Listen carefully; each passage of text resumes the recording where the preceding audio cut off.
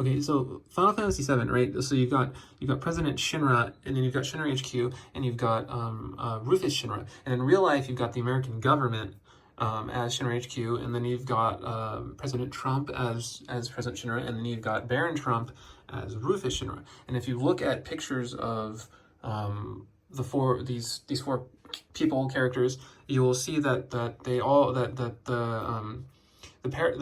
each one's parallel. Rufus looks like Baron a lot, and then Trump looks a lot like President Shinra, you know, like big, and then and golden, and then and so also you've got Elon Musk, and Elon Musk is the character Palmer. Palmer is the head of the space agency, and it's a defunct. It's kind of like useless, like makes promises they can't keep. They say they're going to send a rocket to the moon or whatever, then the rocket can't get off the ground.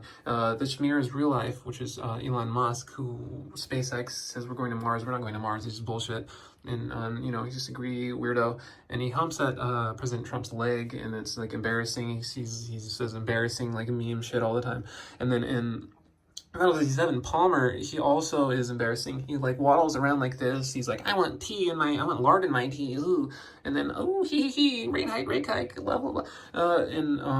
This like absurd, like embarrassing character in it. And he jumps around like a buffoon the same way Elon Musk jumps around like a buffoon, and they're the same character. And so, basically, so what I'm thinking is that Final Fantasy VII is a prophecy. It's a psychic impression that from the future, shortly in our future, a few years from now, and it traveled back in time to 1997, and it swept through the brains of the employees at the Squaresoft office in Japan, and they created this prophecy in the form of Final Fantasy VII. And so if we look at, we need to pay attention to that game, the original game, and we will from it we can divine our own futures, and perhaps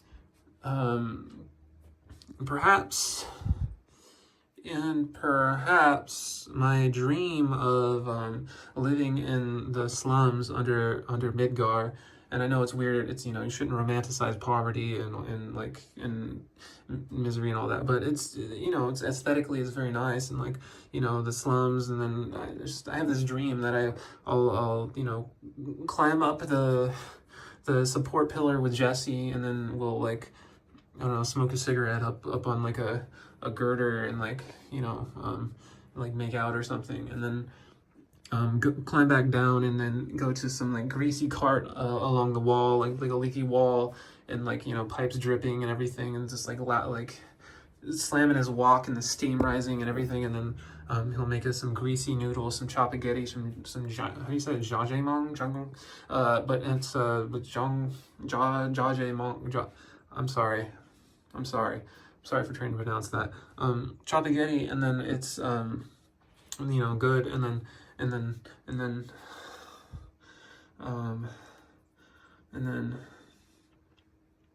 we go into the alley together, and then, well, no, I shouldn't say that. But then also in Final Fantasy VII there's Shinra, the whole Shinra arc, right, which is like, you know, the American hubris. Like we're obviously going to like tank ourselves with all this nonsense we're doing. We're gonna think we're gods. We're gonna try to reach the promised land, which, by the way, there is an analog to the northern crater, which was, you know, back when Trump was like, oh, we're gonna buy Iceland. Well, it's, you know, snow region, and in Final Fantasy VII, the snow region is the northern crater. You know, that they go there. They think that's where the promised land is. They blast it open and everything. And then in Iceland. Wait, Greenland. Iceland. Greenland. And then so there's in Greenland there's like tunnels underground that are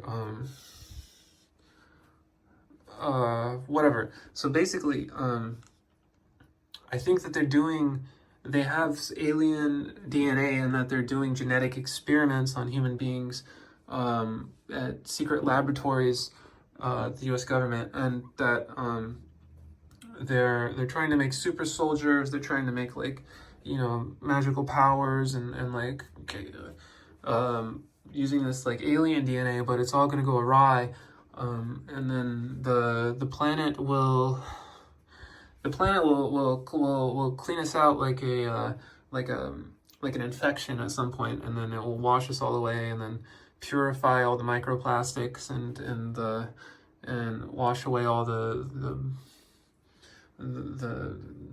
PT cruisers, and then all that would be left are the intelligent anthropomorphic lago species that, and then they'll have and everything will be covered in the greens, and then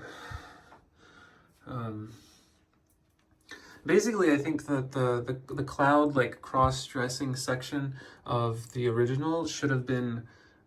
I think they did it very poorly in the remake, because I think in the original part of it is it was a very like personal endeavor. You go around, you find the pieces yourself, and then you put them on in like a like a just a regular old dressing room.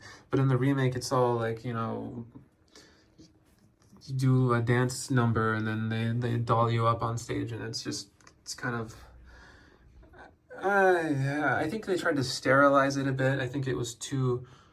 They made it as non-intimate as possible. They made it as non-grungy, as greasy as possible. It's basically unrealistic, because in real life things are very greasy and gritty, and you want to like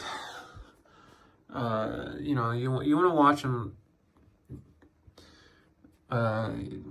Yeah, I think Cloud is he's a good cross-dressing thing, and then well, I'm sorry.